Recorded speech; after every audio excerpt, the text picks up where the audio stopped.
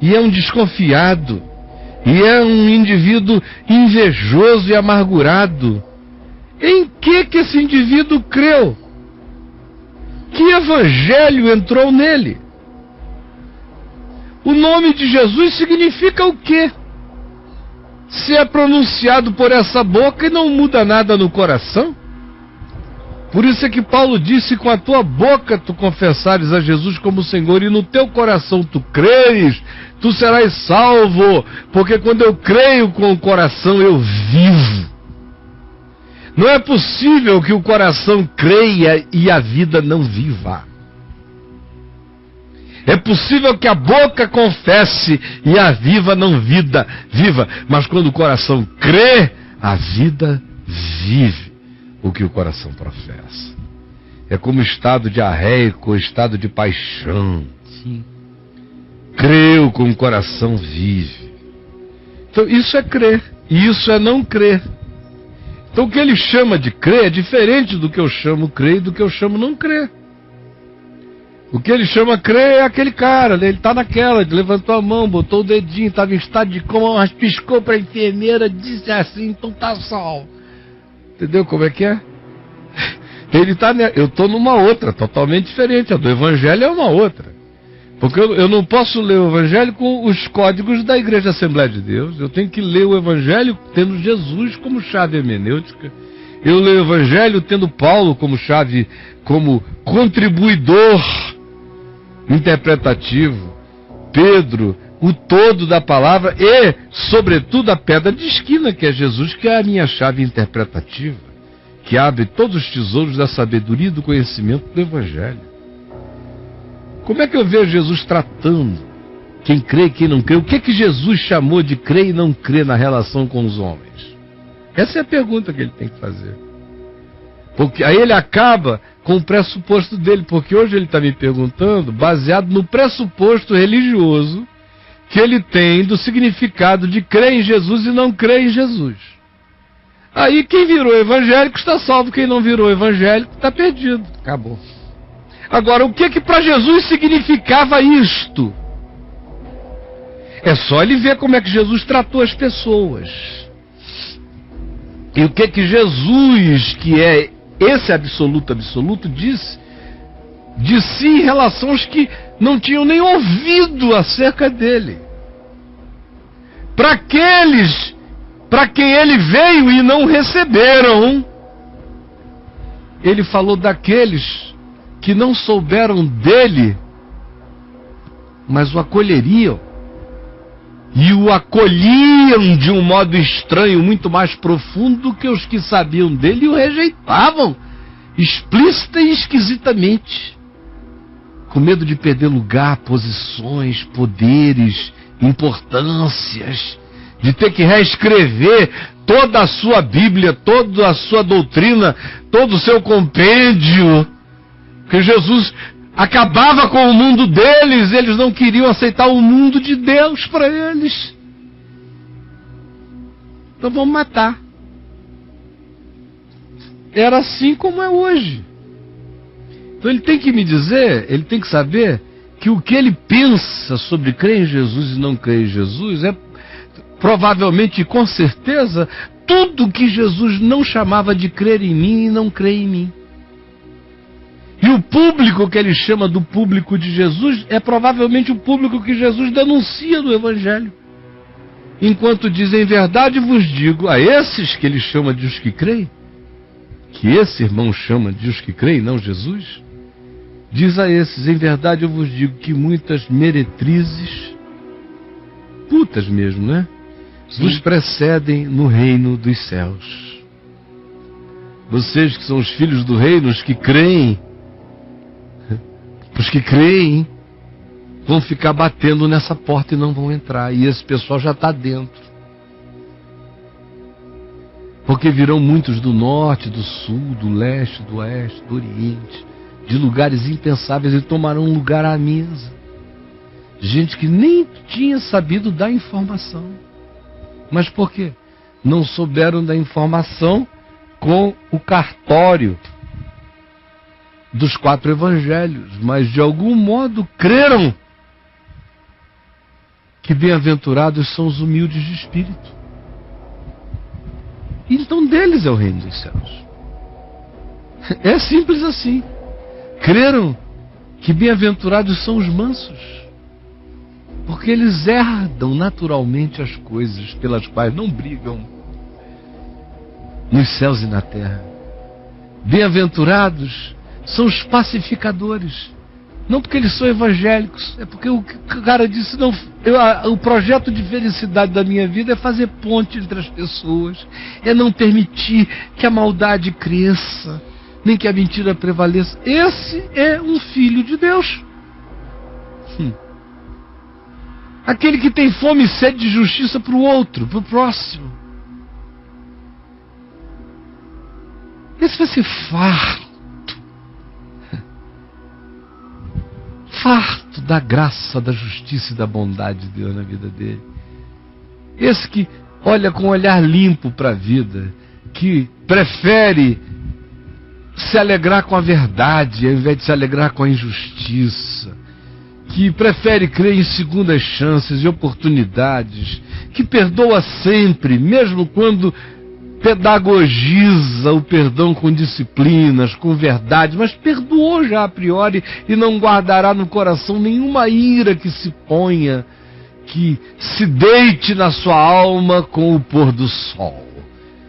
Esse que mantém o coração limpo de sentimentos perversos e o olhar e a interpretação, e que foge dos juízos finais, e que teme e treme ante as condenações, e que torce sempre para que a misericórdia prevaleça sobre o juízo e para que o amor de Deus vença a ignorância e a estupidez humana. Esses que têm esse olhar limpo veem a Deus e verão a Deus em qualquer lugar do mundo.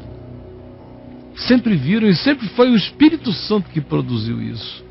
Antes de Jesus se encarnar, depois de Jesus se encarnar, em qualquer lugar do universo, aonde quer que essa mutação aconteça, foi o Espírito Santo que gerou. Essa é uma outra coisa que crente não admite, é que o Espírito Santo sopra onde quer. Sem presença de crente, especialmente para não atrapalhar, ele sopra onde quer. Então todo indivíduo que chega e diz, eu quero ser sal da terra, eu quero dar gosto à vida, é de Deus.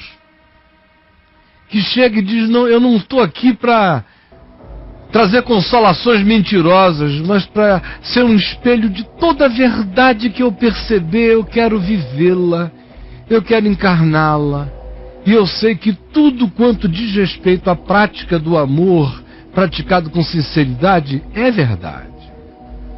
Assim farei, esteja ele onde estiver. João diz, todo aquele que ama é nascido de Deus. Estranhamente, conhece a Deus, porque Deus é amor. Só que o que eu estou dizendo aqui, eu podia sair dizendo, para não sair de Mateus 5 a 7, estas minhas palavras, os fundamentos que Jesus disse, para nem sair disso, eu ia ficar o resto do dia aqui. Isso aqui é tudo que importa. Tudo mais é comentário. Tudo que Paulo diz, enchei-vos de Cristo, ficai cheios do Espírito Santo, tudo isso é para o cara ficar assim. Não é uma outra revelação, não é a mesma. Ele só está dizendo para você, você que ouviu isso, que obteve a informação e não está usufruindo, saiba, isso só vai se tornar verdade se deixar de ser uma informação e virar uma formação no seu caráter. Isso vai ser equivalente a Cristo crescer em você. Só que agora, isso é um privilégio maior porque você conheceu a informação do Evangelho. Por exemplo, o meu avô viveu o Evangelho quase sem informação nenhuma do Evangelho. Meu pai viveu o Evangelho com uma informação crescente e maravilhosa do Evangelho. Quem usufruiu mais na terra o que viveu?